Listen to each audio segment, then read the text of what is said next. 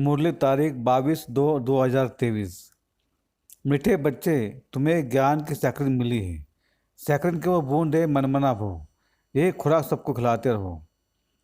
प्रश्न, सच्ची सच्ची खुश खरापत कौन सी है? तुम्हें सबकी कौन सी रूहानी खातिरी करनी है? उत्तर, हर एक को बाप का परिचय देना, यही सच्ची सच्ची खुश खरापत। तुम श्रीमत पर सबको खुशी की खुराक खिलाते रहो। बेहद के बाप द्वारा जीवन मुक्ति की खुराक जो तुम्हें मिली है वह सबको देते चलो। आत्यंतिक सुख में रह सबको ज्ञान योग की फर्स्ट क्लास खुराक खिलाना, ये सबसे अच्छी रूहानी खातरी है। ओम शांति। ज्ञान का तीसरा नेत्र देने वाला रूहानी बाप बैठ रूहानी बच्चों को समझाते हैं। ज्ञान का तीसरा नेत्र सिवाय बाप के और कोई दे नहीं सकता। अभी तुम बच्चों को ज्ञान का तीसरा नेत्र मिला है। अभी तुम जानते हो कि यह पुरानी दुनिया बदलने वाली है। बेचारे मनुष्य नहीं जानते कि कौन बदलाने वाला है और कैसे बदलाते, क्योंकि उन लोगों को ज्ञान का तीसरा नेत्र ही नहीं है। तुम बच्चों का भी ज्ञान का तीसरा नेत्र मिला है, जिससे तुम सृष्टि के आदि मध्य अंत को जान गए हो। यह है ज्ञान के सैकरिन। सैकरिन का एक बूंद भी कितना मीठा होता है। ज्ञान का भी एक ही अक्षर है मनमना भो, सभी से कितना मीठा है। अपने को आत्मा समझ बाप को याद करो। बाप शांतिधाम और सुखधाम का रास्ता बता रहे हैं।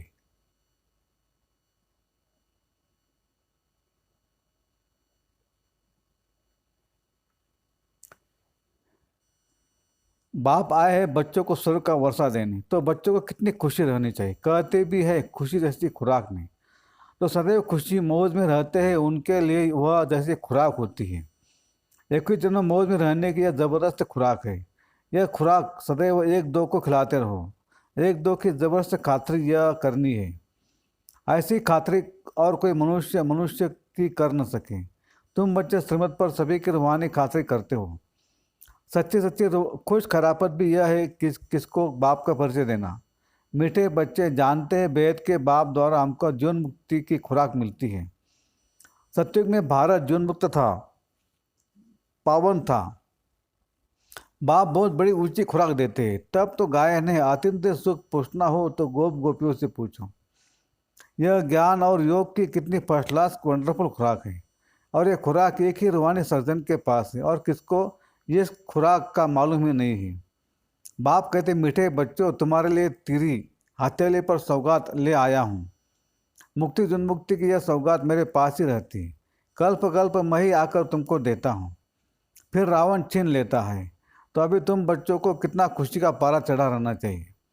तुम जानते हो हमारा एक ही बाप टीचर और सच्चा सच्चा सदगुरु है, जो हमको साथ ले जाते हैं। मोस्ट बिलीवेड बाप से विश्व की बादशाह मिलती है, यह कम बात है क्या? तो सदैव हर्षित रहना चाहिए। Godly student life is the best, यह अभी का ही गायन है ना। फिर नई दुनिया में भी तुम सदैव खुशियाँ मनाते रहेंगे। दुनिया नहीं जानते कि सच्ची सच्ची खुशियाँ कब मनाई जाएगी। मनुष्य को तो सत्युग का ज्ञान ही नहीं है, तो यहाँ ही मनाते रहते हैं।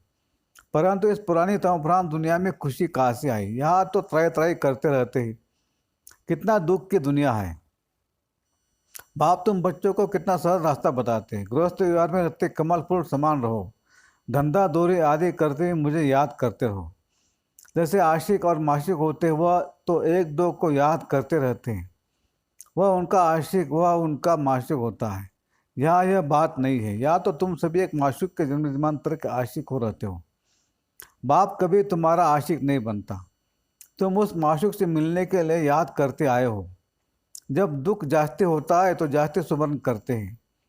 गायन भी, दुख में सिमरन सब करे, सुख में करे न कोई। इस समय बाप भी सर्वशक्तिमान है, तो दिन प्रतिदिन माया भी सर्वशक्तिवान तो प्रधान होती जाती है। इसलिए अब बाप कहते हैं, मीठे बच्चे, देही अभिमानी बनो। अपने को आत्मा समझ मुझ बाप को याद करो, और साथ साथ दैवगुण भी धारण करो, तो तुम ऐसे बन जाएंगे।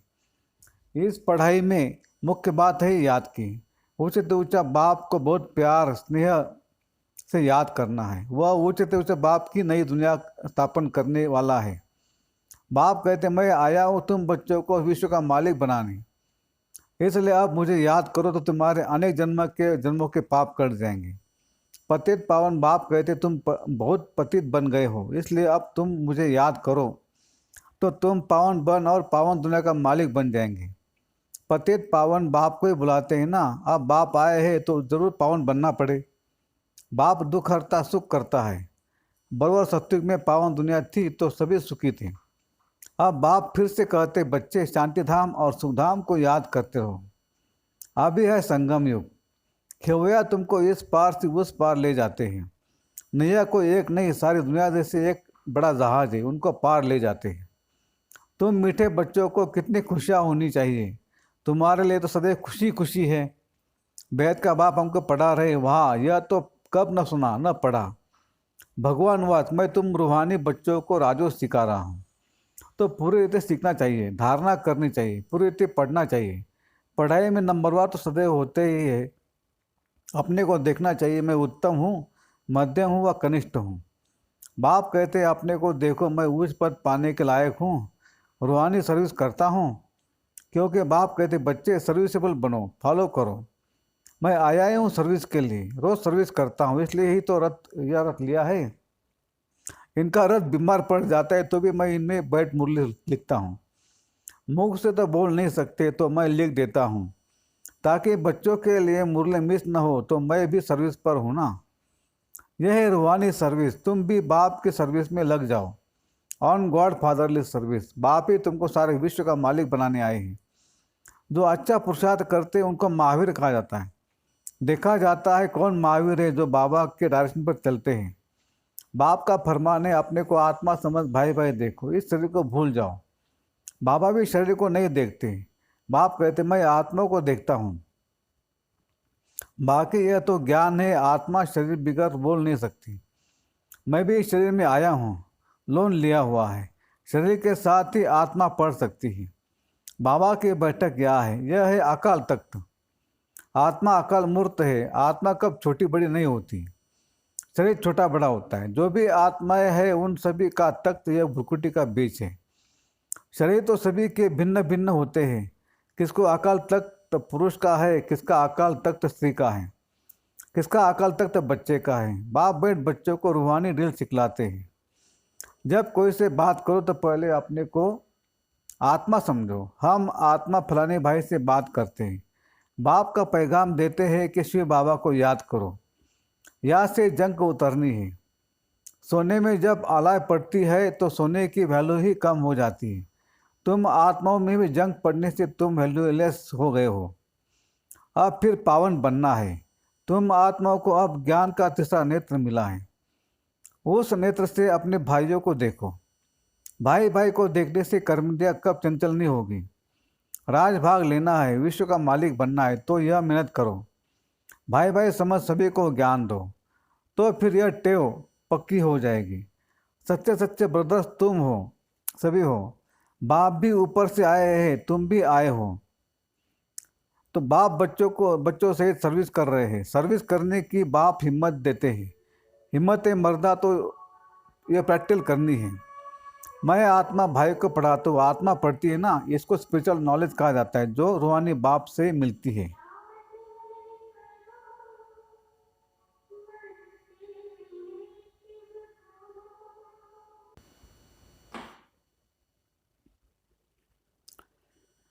तुम नंगे आए थे, फिर यहाँ शरीर धारण कर तुम्हें 14 जन्म पाठ बजाया है।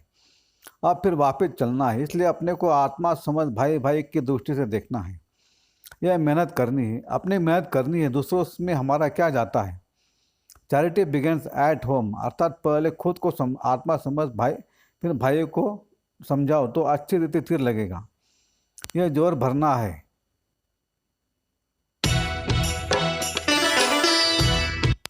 हाँ जी। हाँ जी।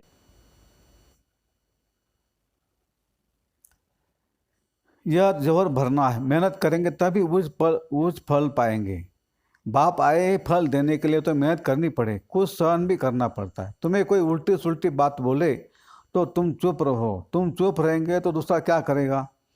ताली दो हाथ से बजती है। एक ने मुंह की ताली बजाए दूसरा चुप कर दे तो वह आप ही चुप हो जाएगा। ताली से ताली बजने से आवाज़ हो जाता है। बच्चों को एक दो का कल्याण करना है। बाप समझाते बच्चे सदैव खुशी में रहने चाहते हो तो मनमना भो। अपने को आत्मा समझ बाप को याद करो। भाइयों तरफ देखो, आत्माओं तरफ देखो। भाइयों को भी यह नॉलेज दो, यह टेव पड़ जाने से फिर कभी क्रिमिनल आय धोखा नहीं देगी। ज्ञान के तीसरे नेत्र से तीसरे नेत्र को देखो। बाबा भी तुम्हारी आत्मा को ही देखते। कोशिश यह करनी है सदैव आत्मा को ही देखे, शरीर को देखे नहीं। योग कराते हो तो भी अपने को आत्मा समझ भाइयों को देखते रहेंगे तो सर्विस अच्छी होगी। बाबा ने कहा है भाइयों को समझाओ। सभी भाई सभी बाप से वर्षा लेते हैं। यह रूहानी नॉलेज एक ही बार तुम ब्राह्मण बच्चों को मिलती है। तुम ब्राह्मण और फिर देवता बनने वाले हो। इस संगम युग को थोड़े ही छोड़ेंगे, नहीं तो पार कैसे जाएंगे, कूदेंगे थोड़ी ही। ये वंडरफुल संगम युग है, तो बच्चों को रूहानी यात्रा पर रहने की टेव डालनी है। तुम्हारे ही फायदे की बात है। बाप की शिक्षा भाइयों को देनी है। बाप कहते हैं मैं तुम आत्मा को ज्ञान दे रहा हूँ, आत्माओं को ही देखता हूँ। मनुष्य मनुष्य से बात करेगा तो उनके मुंह तो देखेगा ना। तुम आत्मा से बात करते हो तो आत्मा को देखना है। बल शरीर द्वारा ज्ञान देते हो परंतु इसमें शरीर का भान तोड़ना है होता है। तुम्हारी आत्मा समझती परमात्मा बाप हमको ज्ञान दे रहे हैं। बाप भी कहते हैं आत्माओं को देखता हूँ। आत्मा भी कहती है हम परमात्मा बाप को देख रहे हैं, उनसे नॉलेज ले रहे हैं। इसको कहता है स्पिरिचुअल ज्ञान के लेन देन। आत्मा की आत्मा के साथ आत्मा में ही ज्ञान है। आत्मा को ही ज्ञान दान देना है। यह जैसे जौहर है। तुम्हारे ज्ञान में यह जोर भर जाएगा तो किसको भी समझाने से झट तीर लग जाएगा।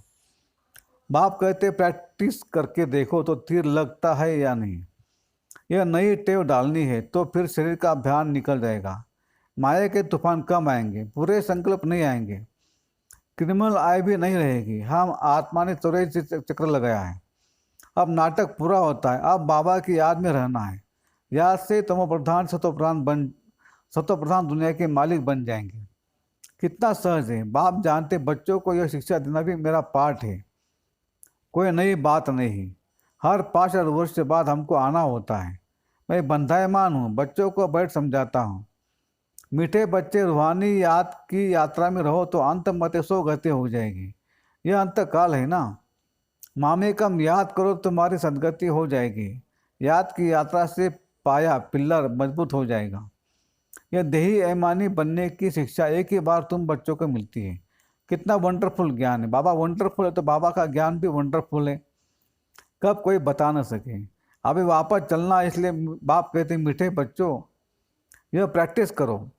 अपने को आत्मा समझ आत्मा को ज्ञान दो। तीसरे नेत्र से भाई भाई को देखना यह बड़ी मेहनत है। अच्छा, मीठे मीठे सीख लेते बच्चों प्रति माता पिता बाप दादा का याद प्यार और गुड मॉर्निंग। रूहानी बाप की रूहानी बच्चों को नमस्ते। धारणा के लिए मुख्य सार। 1, आत्मा भाई भाई को देखने का अभ्यास करने का। अपने को आत्मा समझ भाई भाई को ज्ञान देना है। महावीर बन इस फरमान को पालन करना है। 2, तुम्हें कोई उल्टी सुलटी बात बोले तो तुम चुप रहो। ताली 2 हाथ से बजती है। एक ने मुख की ताली बजाई, दूसरा चुप कर दे तो वह आप ही चुप हो जाएंगे। वरदान। अमृत बेले के फाउंडेशन द्वारा सारे दिन की दिनचर्या को ठीक रखने वाले सहज पुरुषार्थी हो। जैसे ट्रेन को पटरी पर खड़ा कर देते हैं तो ऑटोमेटिकली रास्ते पर चलती रहती है। ऐसे रोज अमृत बेले याद की लकीर पर खड़े हो जाओ। अमृत बेला ठीक है तो सारा दिन ठीक हो जाएगा। अमृत बेले का फाउंडेशन पक्का है तो सारा दिन स्वतः सहयोग मिलता रहेगा और पुरुषार्थ भी सहज हो जाएगा। तो जो सदा बाप की याद और सिमत की लकीर के अंदर रहने वाली ऐसे सच्ची सीताएं हैं, उनके नस नस में एक राम की स्मृति का आवाज़ रहता है। स्लोगन। बाबा की मदद को कैच करना है तो बुद्धि को एकाग्र कर लो। अच्छा, ओम